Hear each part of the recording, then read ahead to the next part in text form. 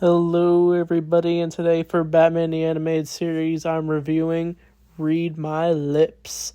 So, disclaimer, sorry if you hear wind in the background. There's currently some windy weather going on in my area, but I'm not going to let that hold me back. So, this episode is where we get the first appearance of the ventriloquist and Scareface.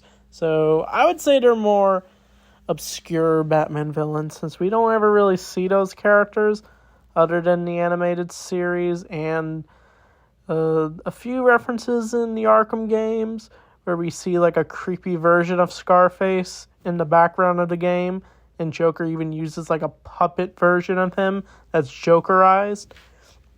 But basically various crimes are going on with Batman investigating them as he gets a tip from Gordon about it.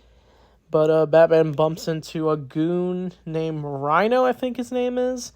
And he first tries to intimidate Batman, but of course Batman intimidates him.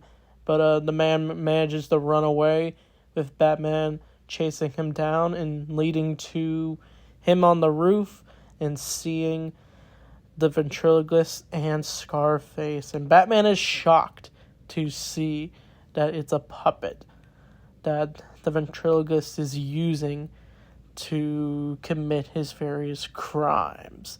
So when I saw this as a kid, I remember seeing this episode, but I thought it was crazy the way the doll looked. I just was thinking, whoa, a criminal who uses a doll to commit various crimes? And the way Scarface looks, it's definitely creepy. He just feels very unpredictable for what he's gonna do. You honestly feel bad for the ventriloquist because of his mental disorder, he basically commits various crimes because of it. He's honestly feels like a victim, and the Scarface feels like a completely different character. And I'm like wondering how that thing is able to talk without him moving his lips. I never understood ventriloquist dolls, honestly. It's like a completely different talent that people use. It's like an obscure talent for comedy. But I don't know. I guess some dolls are just creepy looking. But Batman tries to take down the various goons and Scarface. But of course, he gets tackled down. But he's able to find a way to get to ventriloquist by sneaking into his apartment. I'm pretty sure he manages to track him down, and he tries to tell him to stop what he's doing right now. But Batman manages to hide a tracking device on him, and he's able to hear the various things that he says to the Scarface doll. And Batman literally goes back to the Batcave, and he talks to Alfred about it.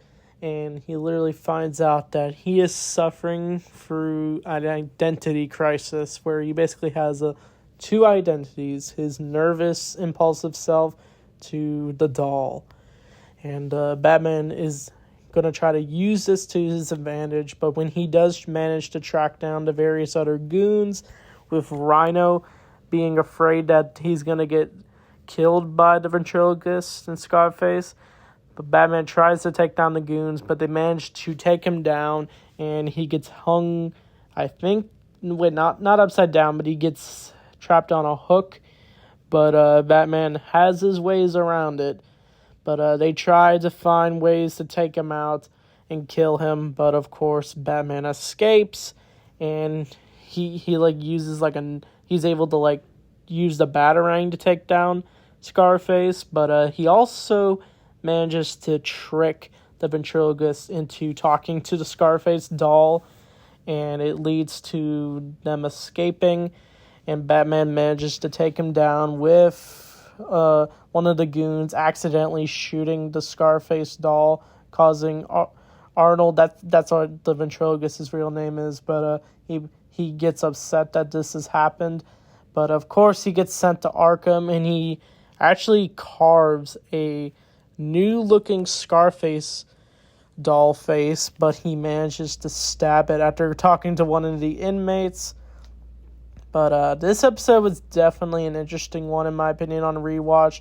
I liked how different the villain was. I like how we explored the more mafia side to Batman than the usual, than what we see from like Rupert Thorne or Black Mask. I don't think we ever see Black Mask in this show, but if we had to pick another mob boss villain, it would definitely be the ventriloquist and Scareface, since he's easily one of the more creepier Batman villains.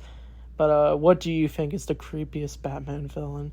But the animation-wise in this episode definitely looked like from the usual episodes. I never really saw a difference. I did watch the Batman review of this episode. But apparently some of the writers worked on different episodes for, like, Perchance of Dreams. But I think that episode was definitely better than this one. But this episode's definitely an underrated one for sure. I'd probably give it an 8 out of 10. But I think the next episode is actually the season 1 finale, sort of. Since the show didn't really have a finale, it just kept on going until the production stopped for this show. And then eventually they moved on to Superman. But I'm definitely going to announce a special review for my success in reviewing the first full season of Batman the Animated Series. So be on the lookout for that. How ironic. My Ninja Turtle review is having its finale, and so is Batman the Animated Series in my reviews. So anyway, thanks for watching. I'll see you all next time.